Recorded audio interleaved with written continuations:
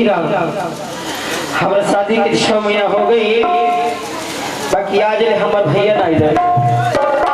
पहले रहा कि मम्मी हम कलकत्ता से आए, कलकत्ता का स्नेश लेके आए। बाकी आज हमार भैया नहीं ले काज नहीं, भैया हमार जिंदा मरन कि खर्चा हो गई। एगो काम करो, बताई कौन बात सगुन कर चल सगुन कर दी कौन ना हाँ बता ना। हां ए बार साहब हां बोला ये बताई जब हम नदिया सगुन करेला हां तो वो कैसे मालूम बा? हमने सब मालूम बा, सब मालूम बा। हां बताई बड़े को बोला बा। अच्छा तोरा भैया को बुला दिया, हम नदिया को बुलाई, हां बुलाई तू भैया को बुला दी। हम हां अच्छा ठीक बा बुलाओ तनी। ए बबनी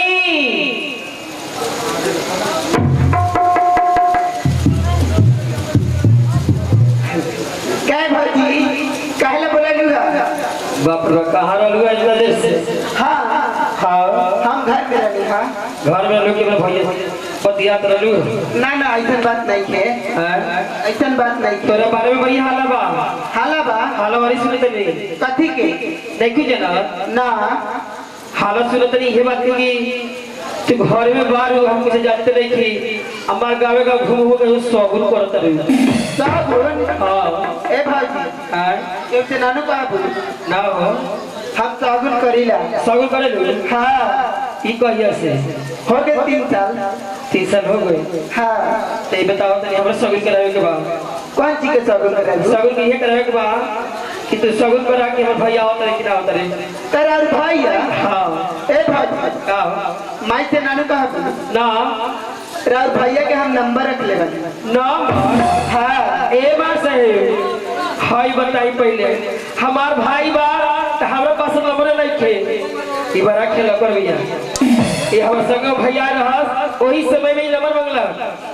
हाँ रात भैया जब रहुआ सनी आ रहा हां ओतिए तो मैं नंबर मांगला। अच्छा हम नंबर लिख के दे देली। हां आप कहला कि जब सजान होइया तो हम फोन करब। हम कहत तानी कि दिलत कहां बिजी रहती है ए न दो कहां काम करा कहा तनी सब कर के भैया आवत रहे कि ना आवत रहे? ठीक बा तू जा घरे हम फोन करके बुला देते। फोन करबो? हाँ अच्छा ठीक बा तो जल्दी से ना अगर भैया बुलाओ तो ये नु हाँ तो जल्दी हमरा के खबर भेजिया हाँ। कि तोरा ला भैया ला निमन निमन समोसा बना के दवा दे।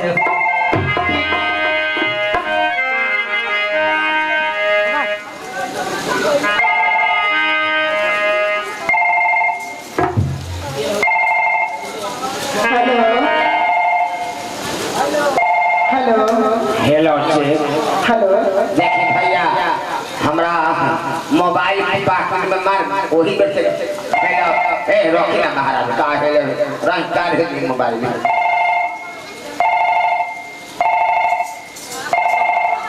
हेलो हेलो अरे कट गई सर है मोबाइल कोई समझ में भैया तामरे नहीं का का कट दे खराब है टे हां 80 81 582।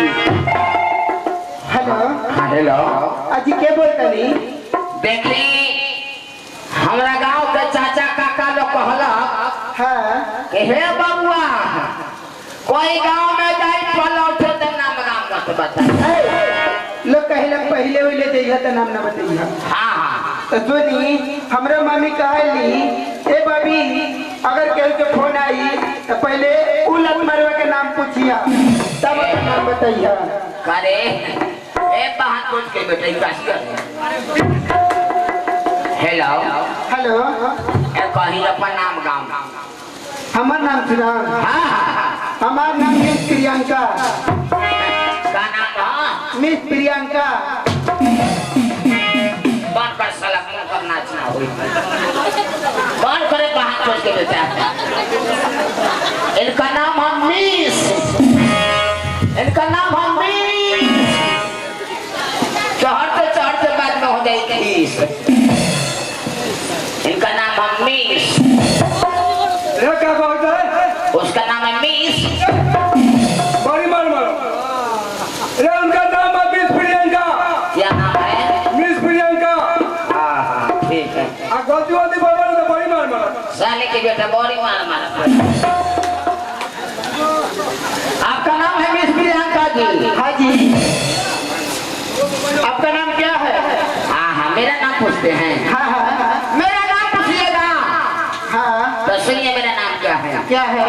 मेरी स्टेज है आने जाने का काम। मेरी स्टेज है आने जाने का काम, मेरी राउटी मकान है।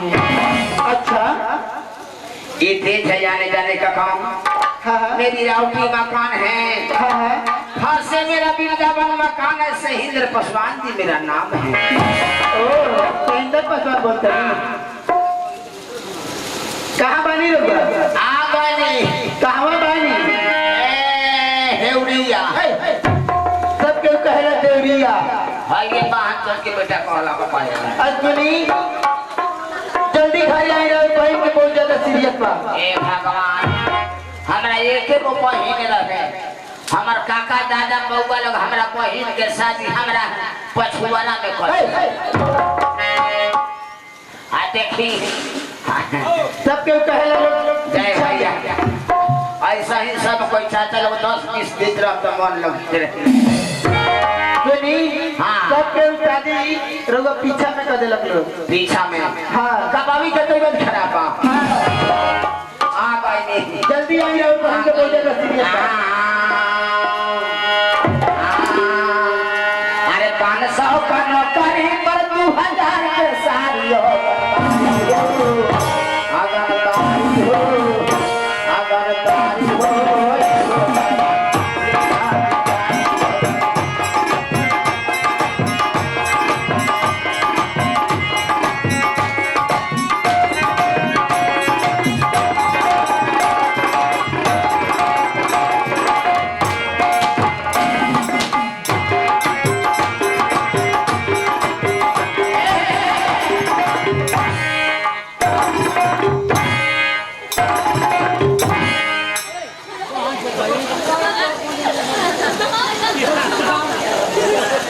बजाओ बेटा। 500 का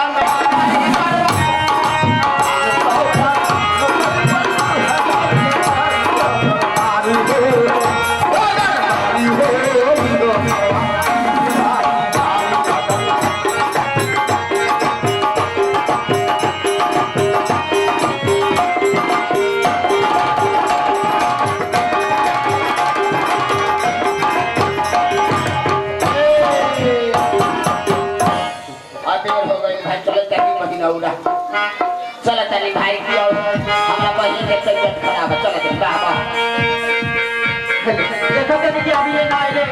चलो तनी उनके लगे कोई कहाँ बात रह गई। चलो तनी भाई।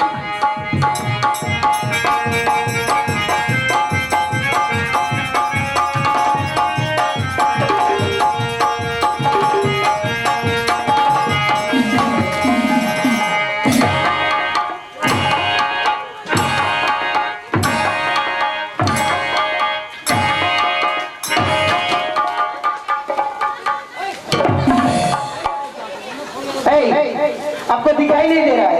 क्या हुआ है? क्या हुआ है? तेरी माई का भी खुलासा। गाली दीजिए। हम आपको गाली दिए हैं? गाली ले दी है? वही करे बहन सुन के बेटा। आपको दिखाई नहीं दे रहा है? लड़की देखकर धक्का मार रहे हैं। भैया मन कीजिए आप लोग।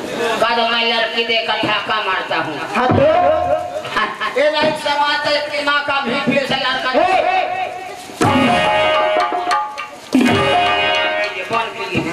मारिएगा। मारेंगे।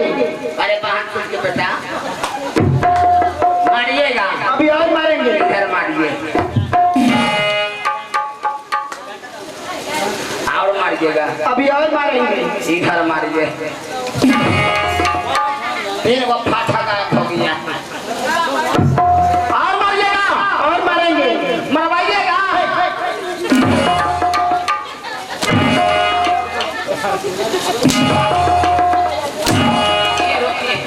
मारिएगा। मारेंगे। इधर मारिए।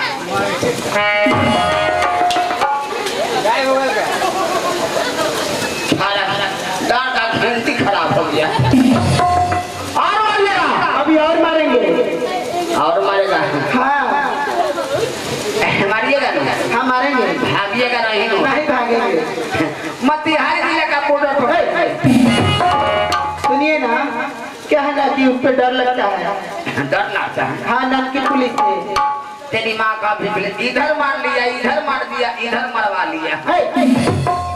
ऐसा डर लगता है। हाँ। ए रुको तो जान पहचान लगा था हमारा हाँ है ना घुमता देखी ना। हाँ रुको जान पहचान लगा था हमरा भाभी के भाई बनी का हे भगवान, हमरा बॉबी के नाम दिया। गोर लगे चाहे दुर्गा माई ऐसा ही एक हफ्ता सटले रह जाए।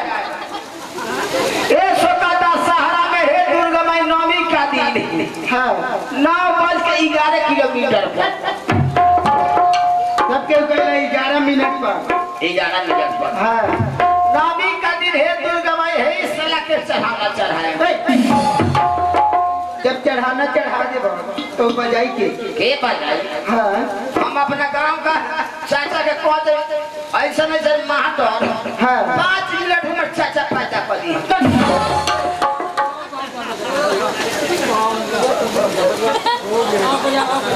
बैठी मार साहब बैठी। कहानी है कि हमारे घर हुआ बेटा 5 मिनट में पैदा कर दी। हम बैठी साले के बेटा रूसई चलो ना। सब छोड़ी चली घरे चली चली मत फेंक दिल थारिया फेंक दिल थारिया बलन गल झरिया पहुंच गए ये हो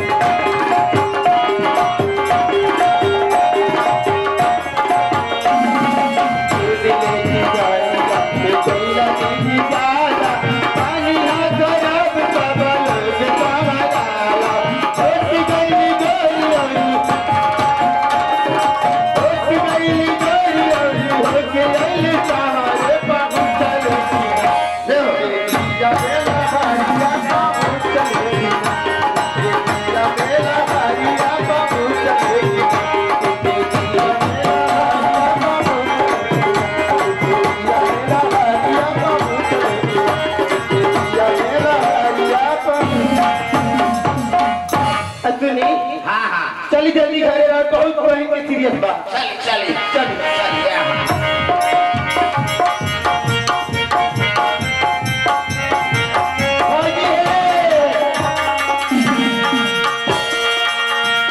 चली दो भैया गए भैया गेल हाँ कहाँ पर भैया द्वार पर चली देखा दी अगले बुला के ले ठीक बा चली चली हे भगवान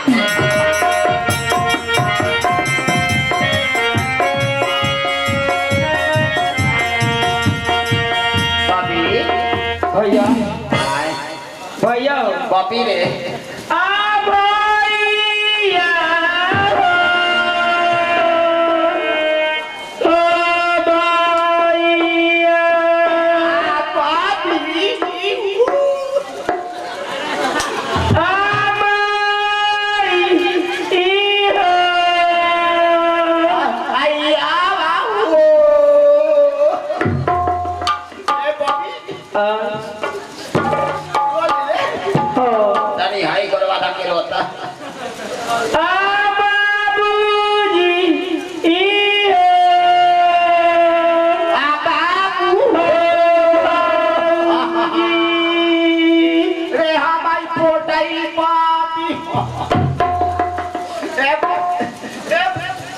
फोटा ही बॉबी का भैया रो ले ले हाँ लगा लड़का में बड़ा फोटा के बेटे लग ए बॉबी आता नहीं हाई गोवा था करोता ई कौन गोर ई गोर वो कौन गोर हाई गोवा था के रोले हम हाँ तो कौन ना हंसवा हाँ आ हाई गोवा था के रोले हम तो हाई टंका हंसला खा आज असली गोवा था के रोले हम बॉबी हाँ और बाहर चोट के बेटा उठ गेला उस्ताद को लोग बढ़िया जाए उस्ताद हो कि गांव भर के सार है भैया हो सब अच्छा गाँव जाके सब अच्छा कर हेलो एक यार सोचना है अभी जी चिंतार को कामर थोड़ा हो तो बाज लिए कहल गई है भैया तीनों को कवर और चाहिए तीन को कवर भैया ए बबी भैया गाँव जगह सब अच्छा कर गाँव जगह ठीक है है बबी का कहीं गांव जवान के लोग उठ गई बा एबर के पानिया भइल हन अरे मन खुशी हो वाले कि ये मेघ होता अब लोग को फसल हो जाए अरे इससे बबी मन खुशी बा गांव जवान के धान सब लोग पाक के रखा सब अच्छा माई के समाचार कहा माई ठीक बनी माई के समाचार सब ठीक बा अच्छा माई के कोनो काम ना कराइले बबी कौनो काम ना ना माई के काम बा माई हमर 6 बजे जाग जाले अच्छा हमारी दुनू पे के सुत रहिले मैंने तो मेरा रू हां जा जा एक घरे बा हम कनी की है हम आ दुनू पे के सुत रहिले माई हमर 6 बजे उठ जाले हाथ नींद टूट जाला हाथ में पढ़नी ले ली अच्छा आ देवता घर में चल जाई काहे ना आ पढ़नी उठाई हां आ देवता के मार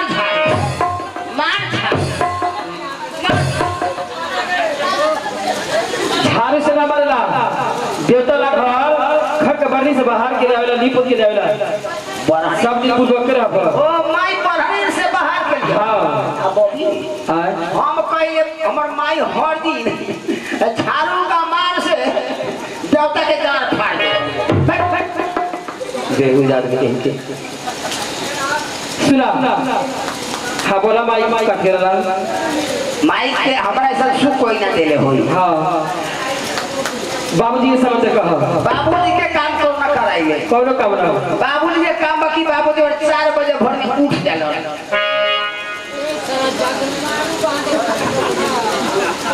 ए नींद टूट जाला हां नींद टूट जाले हाँ अब बाबूजी चल जाए हैं कोआसी अच्छा आ दोनों बालक के बांध देना जा पर मैंने दोनों बैल है हां वो भी परुआ आ हो ये कि मार खा अच्छा दोनों बालक के नादा पर बांध के 4 बोझा पूरा काट दी अच्छा खियावा तो खिया दे 9 बज जाई हाँ 9 बज जब बबी बाबूजी बड़ा तकलीफ पोता पोती खाए के लिए खियावी तक अच्छा हार पाँच के तब 9 बजे जब बाबूजी का करिए खींच के मारे खाए के नहीं आई हाँ हर हाथ के धरी आ हर उठा के बाबूजी गार पर धरी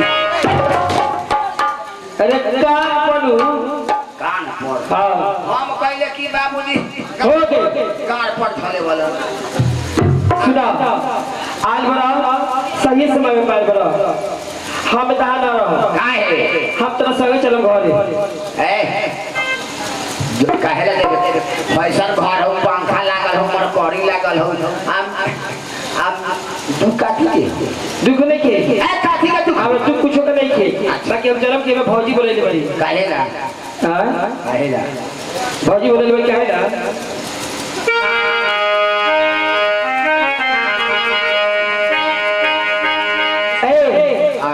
चला हम तेरा संगे चलो घरे चल चला भैया बोलावे तू भैया साले मार के मुंह आज मैं बोलावे